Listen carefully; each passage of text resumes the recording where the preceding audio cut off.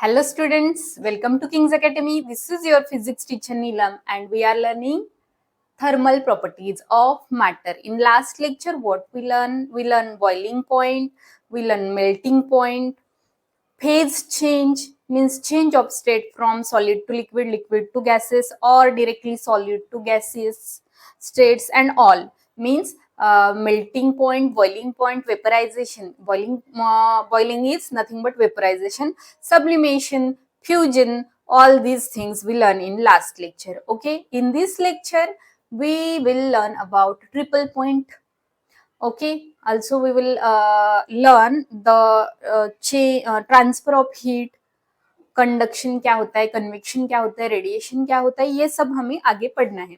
Okay, but जब हमने पढ़ा कि मेल्टिंग पॉइंट एक ऐसा पॉइंट है जहां पे सॉलिड से लिक्विड हो जाता है, बॉइलिंग पॉइंट जो भी अपना सब्सटेंस है वो फेज चेंज करता है, बॉइलिंग पॉइंट है वहां पे लिक्विड टू वेपराइजेशन हो जाता है. इसमें सबसे मेन इंपॉर्टेंट थिंग क्या था, that was the temperature will remain constant during the phase change.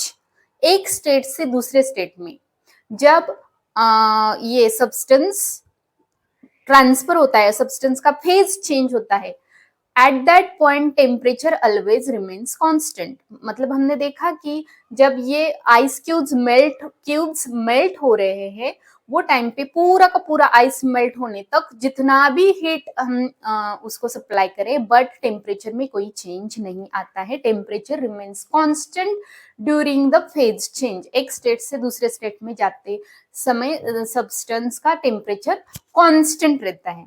Okay, तो is there any temperature at which substance will show the three phases at a same temperature at the same time? Substance will show the three phases. जैसे melting में एक particular temperature पे 0 degree Celsius पे water भी दिखाता है और ice भी दिखाता है, solid and liquid both. 100 degree Celsius पे वाटर भी दिखाता है, पेपर भी दिखाता है.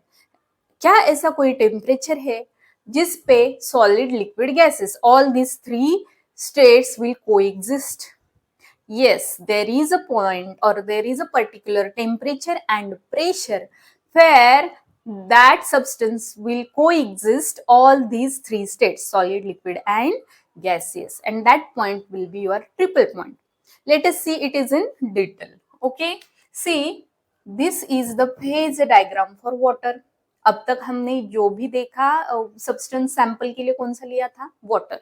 तो वाटर का ही फेज डायग्राम देखते हैं. It is called the phase diagram or it is also called as pressure temperature graph of pressure temperature. See, here we took pressure on y-axis and temperature on x-axis. ठीक है, and see, from this point to this point means curve BO ये curve क्या show करता है, sublimation curve. ठीक है, यहाँ पे आपको कुछ कर्व्स दिखाई देंगे. यहाँ हमने में सब्सटेंस सॉलिड है, जस्ट ये लाइन पास किया तो ये वाला पार्ट क्या शो करता है, लिक्विड. ठीक है, यहाँ पे वेपर, ये पूरा प्लेन जो है, प्रेशर टेम्परेचर वाला प्लेन जो है, ये आपका 3 प्लेन्स में डिवाइड हुआ है, 3 रीजन्स में डिवाइड हुआ है. कौन कौन से रीजन है, solid region, liquid region, vaporisation region. तो आप ये वाले रीजन में आओगे, यहाँ पे जो भी प्रेशर है, जो भी टेम्परेचर है, इसमें आपको वेपर दिखाई देगा. यहाँ पे आपको ये वाले प्रेशर एंड टेम्परेचर पे ये रीजन में आपको लिक्विड दिखाई देगा और ये रीजन में आपको सॉलिड दिखाई दे रहा है. बट ये जो लाइंस है वहां पे, ये लाइन पे क्या कर रहा है, ये सब्सटेंस अपना 2 स्टेट्स को एग्जिस्ट कर रहा है, solid and liquid, fusion curve, solid and liquid. ये जो स्टेट्स, जैसे हमने मेल्टिंग बॉइलिंग में देखा है कि दोनों भी स्टेट्स होते हैं, दोनों भी सब्सटेंस, वहां पे वो सब्सटेंस के दोनों स्टेट्स, वाटर भी रहता है, थोड़ा आइस भी रहता है. ठीक है, बॉइलिंग पे थोड़ा वाटर भी रहता है और वेपर भी रहता है. वैसे ये वाले लाइन पे solid as well as liquid, ये बोथ स्टेट्स वो कोएग्जिस्ट करता है. ये जो कर्व देख रहे हो आप, BO, ये है सब्लिमेशन कर्व. मीन्स ये वाले लाइन के इस साइड में आपका सब्सटेंस सॉलिड दिखाई देगा और जस्ट इस साइड में आपका सब्सटेंस वेपर दिखाई देगा। तो सॉलिड टू वेपर जो कन्वर्जन है वो है फ्यूजन, हमने लास्ट में ही देखा था, लास्ट लेक्चर में। तो this curve is your fusion curve. अब यहां से O टू C या CO ये वाला कर्व आप देखोगे तो ये कर्व के इस साइड में देखो लिक्विड है और ये कर्व जस्ट पास करके ये साइड आ जाओ वेपर है। तो ये लाइन क्या करता है, ये लाइन शो करता है कि देर आर इट शोज और it coexist two states, liquid state and gaseous state, ठीक है। बट अगर आप ठीक से ऑब्जर्व करो ये जो पॉइंट है, ठीक है, ये पॉइंट पे ये एक ऐसा पॉइंट है जहां पे solid, liquid as well as vapour, ये एक प्रेशर एंड टेम्परेचर का ऐसा पॉइंट है जहां पे solid as well as liquid and vapor, all three states of the substance or all three phases of the substance are coexist and that point is your triple point, ठीक है। ये point क्या है आपका, triple point है, ठीक है। तो वाटर के लिए कौन प्रेशर क्या है उसका 6.11 into 10 to the power -3 atmospheric pressure और पास्कल, एंड टेम्परेचर है उसका 273 केल्विन, 273 केल्विन। ये केल्विन में, यहाँ पे हमने डिग्री सेल्सियस में लिया है बट केल्विन में आप लोगे तो 273 केल्विन है टेम्परेचर और ये उसका प्रेशर है। ये प्रेशर और ये टेम्परेचर पे अगर आप वाटर को ले लो, इतना प्रेशर देना है आपको और ये इतना टेम्परेचर दोगे, तो वाटर क्या शो करेगा, all three states will be coexist there, water, solid, liquid and gases, and that point is your triple point. Is that clear? Okay. So our next topic is heat transfer. See, in first lecture we learn heat. What is heat? Heat is the form of energy, and heat is always transfer or flow from higher energy level to lower energy level.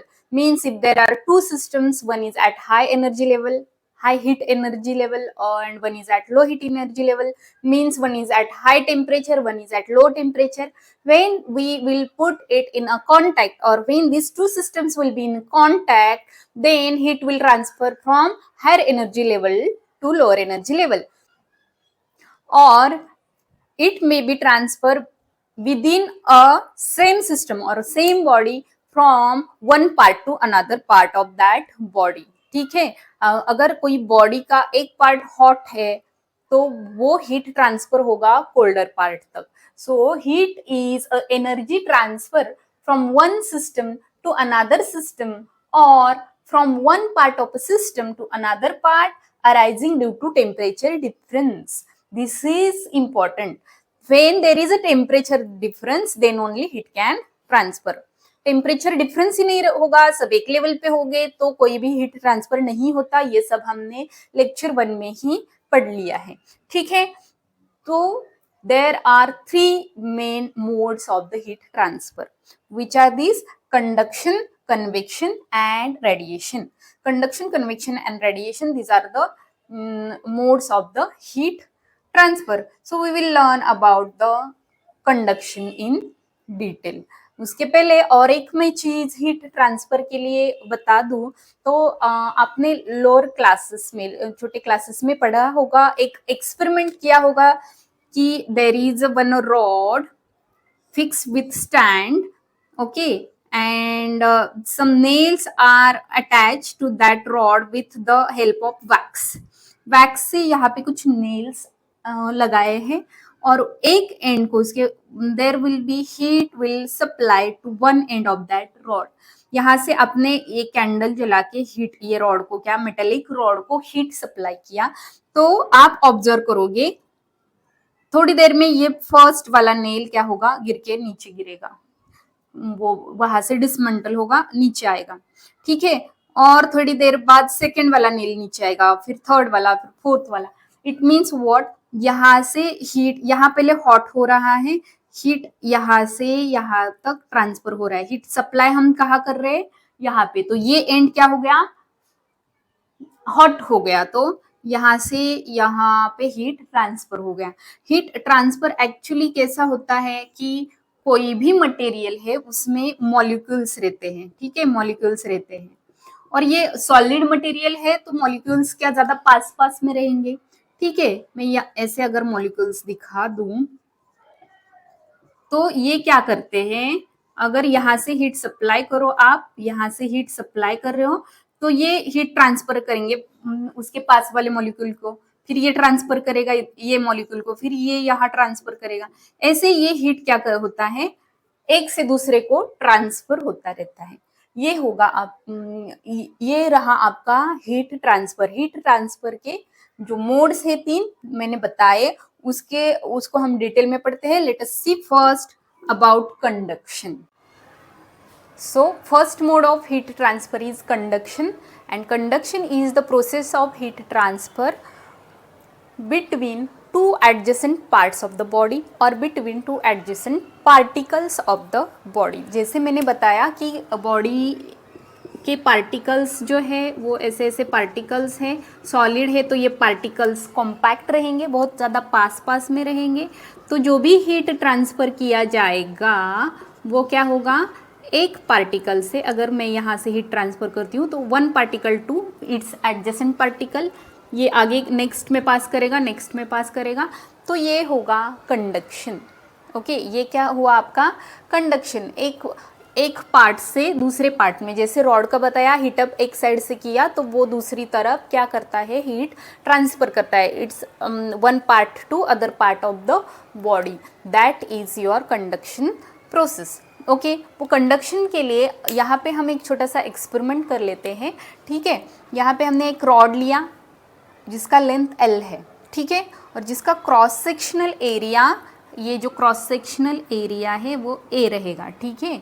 ये cross sectional area A है, length L है, और इन दोनों को हमने दो रिजर्वियर्स लिए हैं, H जो हॉट रहेगा और C जो कोल्ड रहेगा। हॉट एंड कोल्ड ऐसे दो रिजर्वियर्स में ये रॉड को हमने फिक्स किया है।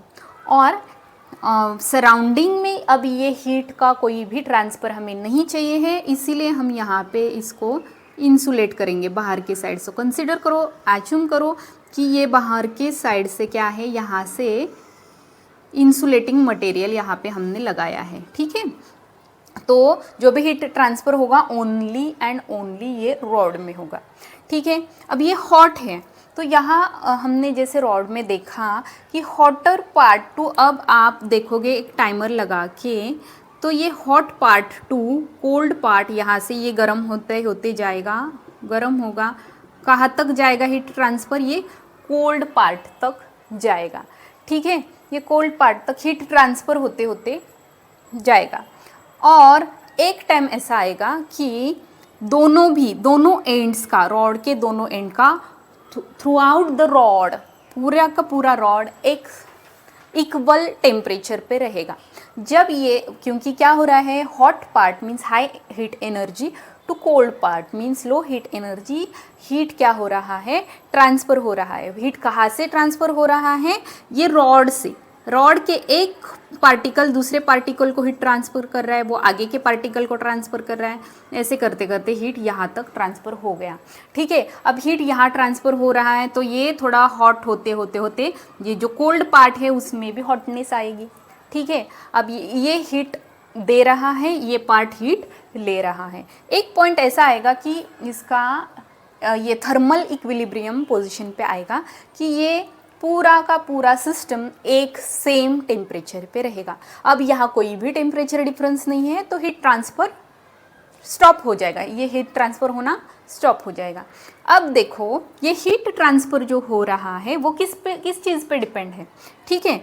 Heat transfer is depends on area of cross section, कितना एरिया ऑफ क्रॉस सेक्शन है ये रॉड का। अगर बड़ा सा रॉड लिया है, उसका एरिया ऑफ क्रॉस सेक्शन बड़ा है तो ऑब्वियसली हीट उसमें से ट्रांसफ़र अलग होगा, ज़्यादा हीट ट्रांसफ़र होगा, ठीक है। So it is directly proportional to area of cross section. Also heat is directly proportional to change in temperature. अगर ये पार्ट है, ये रिजर्वियर जो है, इसका टेम्परेचर TH है और इसका TC है, तो इन दोनों में जितना टेम्परेचर डिफरेंस है उस पे भी आपका हीट ट्रांसफ़र डिपेंड करेगा. ठीक है, तो it is directly proportional to change in temperature TH minus TC. Also अभी कितने टाइम तक आप हीट पास कर रहे हो, ठीक है, कितने टाइम तक आप हीट पास कर रहे हो वो उस पर भी ऑब्वियसली हीट ट्रांसफ़र डिपेंड रहेगा. तो it is directly proportional to time also. And the main चीज़ देखो, यहाँ पे लेंथ L, इतने लेंथ का रॉड लिया है, तो कितना लेंथ है, कितने पार्टिकल्स से उसको पास होते होते जाना है, इस पे भी ये हीट और ट्रांसफ़र डिपेंड करेगा. अब देखो, जितना लंबा आप लोगे रॉड उतना उसको ज़्यादा हीट लगेगा पास होने के लिए. ठीक है, उतना उसको ज़्यादा पास होना है, उतना ये हॉटनेस है, पास होते होते कोल्ड तक जाना है. जितना शॉर्ट रहेगा उतना जल्दी ये हीट ट्रांसफ़र होगा. ठीक है, तो heat transfer will be inversely proportional to length of that rod. So heat transfer is inversely proportional to the length. अभी इन सब को मैं कंबाइन कर दूँ तो मेरा आएगा Q is directly proportional to area and change in difference and temperature and inversely proportional to length. अगर आप ये टाइम फैक्टर ये साइड में लाओ तो Q upon T is proportional to area, change in temperature upon length. तो ये amount of heat with respect to time is your heat transfer H. ठीक है, and H is proportional to area and change in temperature inversely proportional to length, where H is the rate of flow of heat. Rate of flow of heat with respect to time means rate of flow of heat. इसको आप बोलोगे heat current also. ठीक है, heat current एक particle से दूसरे particle को वो क्या कर रहा है, हीट ट्रांसफ़र कर रहा है, तो वो फ्लो बन रहा है, तो हम उसे बोल सकते हैं हीट करंट. ठीक है, तो H is equal to proportionality constant लिया K area into change in temperature and inversely proportional to length, and that K, that proportionality constant K is your thermal conductivity, is your thermal conductivity. अभी आप K का value निकालो, cross multiply करो तो क्या क्या आएगा, H इंटू L अपॉन, ये पार्ट अपॉन में जाएगा, area into change in temperature. ठीक है, that is your thermal conductivity. अगर आप ये लेंथ है 1 मीटर का ले लो, 1 मीटर का रॉड लिया आपने, एरिया ऑफ क्रॉस सेक्शन अगर 1 यूनिट है, ठीक है, area of cross section 1 unit लिया, और आपने ये जो चेंज इन टेम्परेचर है ये रॉड में दो एंड्स में, वो अगर 1 डिग्री सेल्सियस का है. ठीक है, तो ये सब अगर यूनिट है, L1 है, एरिया 1 है, चेंज इन टेम्परेचर 1 है, तो आपका K इज इक्वल टू क्या आएगा, H. ठीक है, K is equal to H आएगा, means thermal conductivity is equal to rate of flow of heat. ठीक है, तो आप थर्मल कंडक्टिविटी को डिफाइन कैसे कर सकते हो, थर्मल कंडक्टिविटी बता कैसे सकते हो, तो thermal conductivity is equal to, thermal conductivity of your material is equal to quantity of heat, कितना अमाउंट ऑफ हीट, कितना क्वांटिटी का हीट आप ट्रांसफर कर रहे हो, quantity of heat transfer from 1 unit cross sectional area, from unit cross sectional area of a unit length 1 metre का, आपने single कोई 1 मीटर लिया है, 1 सेंटीमीटर यूनिट, जो भी यूनिट में आप ले रहे हो 1 लेना है, unit length of wire with temperature difference 1 degree Celsius और unit temperature difference during time period of 1 second. 1 second में 1 यूनिट क्रॉस सेक्शनल एरिया से यूनिट लेंथ में कितना अमाउंट ऑफ हीट ट्रांसफ़र हो रहा है, that is your thermal conductivity. Okay, is that clear? Okay, so today we stop here. In next lecture we will learn about convection, radiation, black body radiation, as well as Newton's law of cooling. Then our chapter will finish. We will solve the numericals after finishing the theory. Okay, thank you.